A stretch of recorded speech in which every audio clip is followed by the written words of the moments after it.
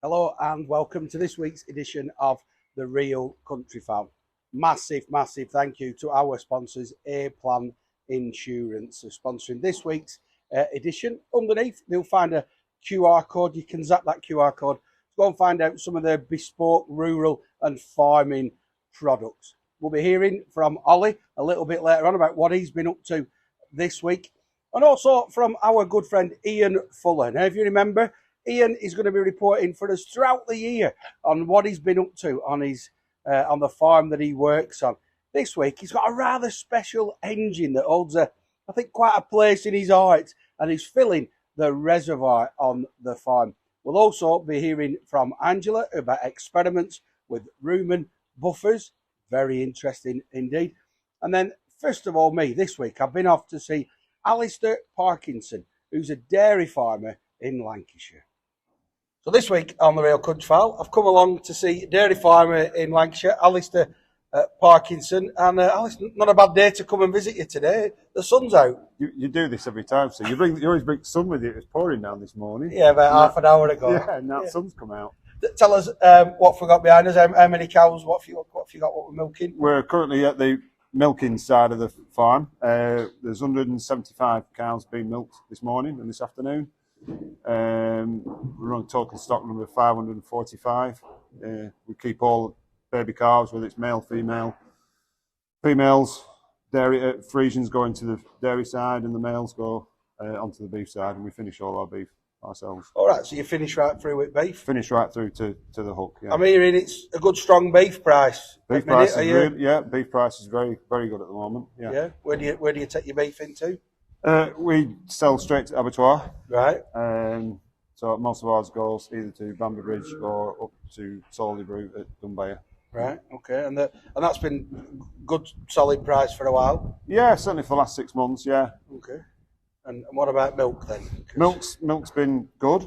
Right. It's been relative to our input costs.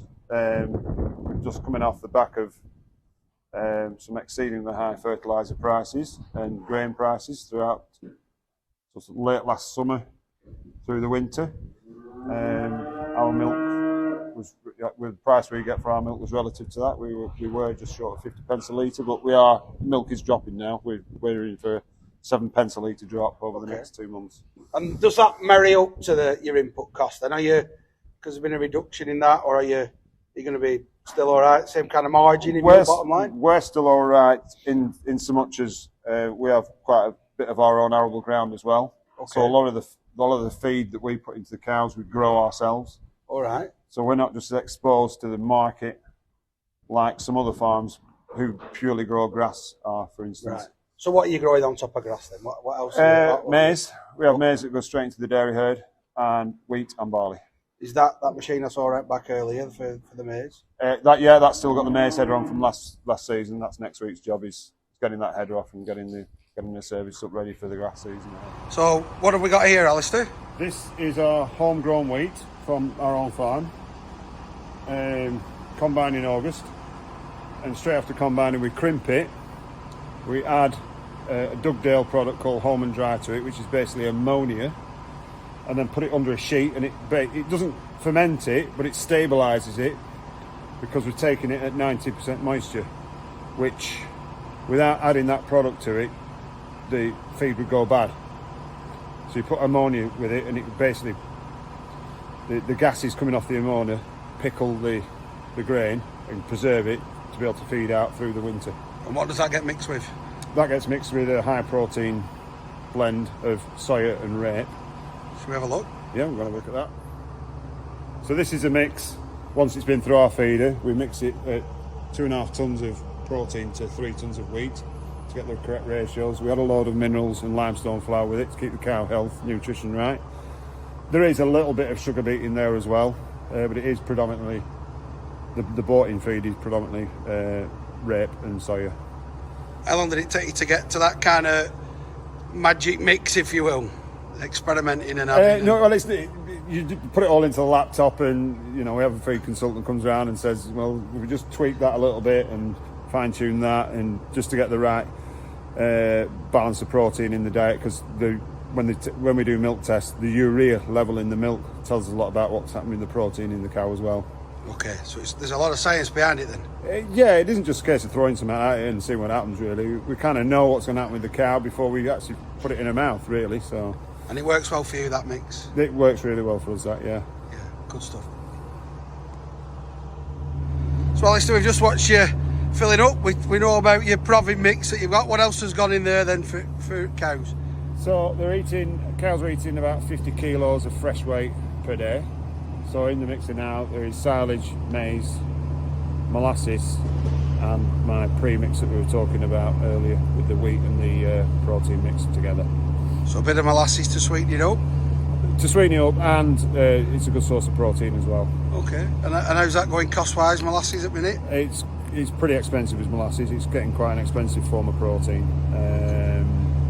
Mainly probably due to the manufacturing costs, i.e. heat and etc. to keep it all fluid and liquid. It's something we'll be looking at in the future, or molasses as a protein source. And seeing if there's a substitute potentially? Yes. Okay. Well, thanks for showing us what you put in your mixer, and I better go because it's lightning now. It's that rain's on its way back. It is, yeah. Thanks for that, Stephen. Now, a couple of you might remember a few weeks ago when we had Ian Fuller on talking about getting young people into farming. Well, this week he's been filling his reservoir, so we'll go and have a look at that.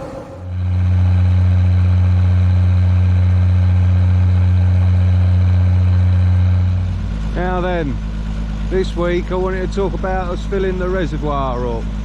So as you can see, we've got a line down here into the river, and then we're filling the res up.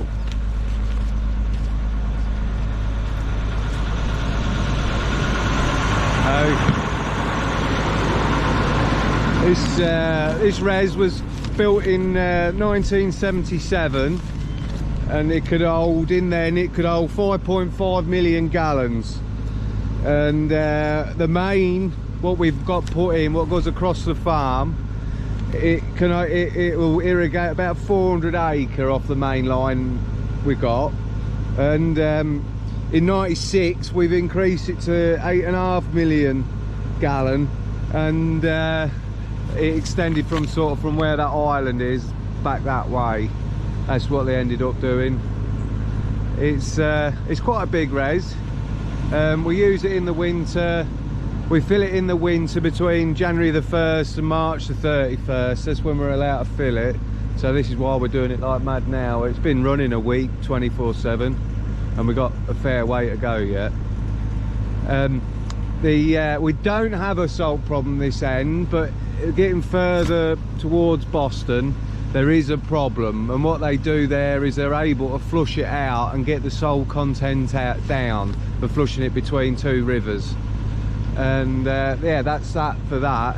And in here we got a 6-354 engine in here, probably 38-year-old. I'm hoping you can still hear me. It's about 38-year-old, and it's been chugging along all right. We've got a main line in, so it goes out to the yard, out to the fields that way, and then into this hole. We can suck out of this lower hole. But we tend not to because it don't fill up fast enough. So we suck out and make a line to the river. Listen to that old girl running. Now that blue.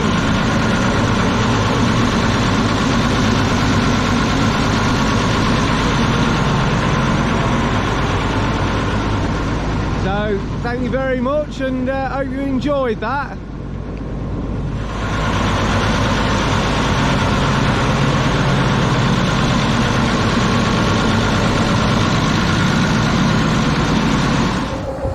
Not a huge amount to report today. I'm just spraying some OSR now, and we tried to drill some beans this week. First fill we went in, we thought we were doing alright. As we got further over to it, it's a bit of a damp patch. We ended up getting stuck, so we had to abandon that field, went to another field, got that one done. Anyway, it is dried up nice now, although we have had a pretty wet March. The the wind is really carrying the moisture off the fields. So hopefully we can resume drilling beans this afternoon, or maybe even tomorrow, and get them done by the end of the week if the rain holds off. But there is a forecast that we might have the odd bit each day. Grain markets took an absolute hammering all last week until Friday, when they jumped right up again. There's talk that Putin might ban export of wheat out of Russia tomorrow, which will be Monday. So let's see. That might make the price lift again. We could do with it because the fertiliser we've been putting on the last few weeks cost me £780 a tonne. So I really do need them wheat prices to go back up. Anyway, I'm going to carry on filling my sprayer. Now over to Angela, who's been doing a science experiment in a cattle shed. Now, to get the best performance out of a cow, it's really important to have the right pH levels in the rumen. So I'm on a farm here today to do some chemistry. I'm here now with Greg from BDC Agri. So, Greg, you're going to show us a bit of a science experiment, aren't you, today, actually? So just first of all, give us an overview. What is it that we are talking about today? Right, thank you very much, Angela, and thank you very much for the invitation to appear on the Real Country File. I'm a fan, so excellent, right. To actually star on it is a great honour. Thank you. Very good. Yes, my company, BDC Agri, is now the country agent for TMAB Magnesium's excellent buffer product, Fix Up, spelt PHIX, obviously a pun on pH. It's actually a blend of 3 different magnesium oxides to get the optimum reaction in the rumen so that it acts faster and is more persistent through the day, so the cow spends fewer hours in acidosis. It's just about the pH balance levels in the stomach. I describe it as Gaviscon for cows because being a slave to it myself, when cow has too much carbohydrate, obviously they get what we would call heartburn. So trying to rebalance the rumen pH is essential for the health of the cow and the production of optimum milk with a reasonable fat content. That's it. So a comfortable, happy cow makes better milk is the conclusion in that, isn't it, really? So we've got something here to show as an experiment of how it actually works, haven't we? So yes. Shall we see how this operates? Well, what we're doing here is combining white wine vinegar with water to create an imitation of rumen fluid at the correct pH, and we are testing it against Fix Up and bicarbonate of soda. So to save time, I have already weighed 2 grams of Fix Up into this container and 6.5 grams of sodium bicarbonate into this one. To these I'm going to add 50 grams of water. So I will tear the scale, I will put the container on and tear it. It's on 0, so I am now going to add 50 grams of water to the sodium bicarbonate. Another time-saving device I have used is to weigh 50 grams of white wine vinegar, otherwise known as acetic acid, into the mixture. Now I know from bitter experience that there is going to be an effervescent reaction, so I have to pour it in very slowly. And there you can see it bubbling away. So this is replicating what would be happening inside the cow. Exactly. This mixture is now rumen fluid with the sodium bicarbonate inside with the effervescence. Now with the Fix Up, you can see that it's only the 2 grams of Fix Up compared to the 6.5 grams of sodium bicarbonate. I'm going to take the lid off. I'm going to tear the scale so it's on 0, and I'm going to add the 50 grams of water. Now I'm going to mix this up. Now you can see that because it is effectively sand, it is not going to go into suspension, but it is because of the small particle size that the product is so bioavailable to the cow. And then I'm going to add the 50 grams of acetic acid. And there is no reaction now. There is no effervescent reaction.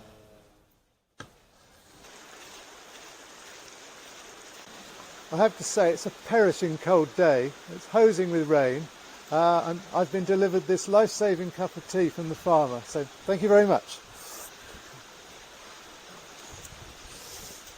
Right, now half an hour has transpired since we did the initial test, so we'll now go and have a look at the relative pH. So we go in for the sodium bicarb first, and we get a fairly consistent figure around 6.5, 6.6. We will dip it into the fix-up, and we see it coming down to where I expect it to be in the high 7s, between 7.8 and 8 pH, and that is after just over half an hour. So basically the higher pH level the better, and obviously this has come from 2 grams of fix-up compared with the 6.5 of the other. Correct. So there we have it, the Gaviscon for cows. So Greg, if anybody wants any more information about your experiments or to get more details, where do they go? Well, it is available through your feed merchant, so in the first instance please contact them, but if they can't help you, please get in touch with me and I will be able to advise of a supplier in your area. Okay, and we'll put the links for that on the video description at the bottom of the screen as well. Thank you very much, Angela. Okay. Thanks for that, Angela. Now we continue our search for what's your favourite tractor. So we're going to go and see what Rob's contender is in Devon.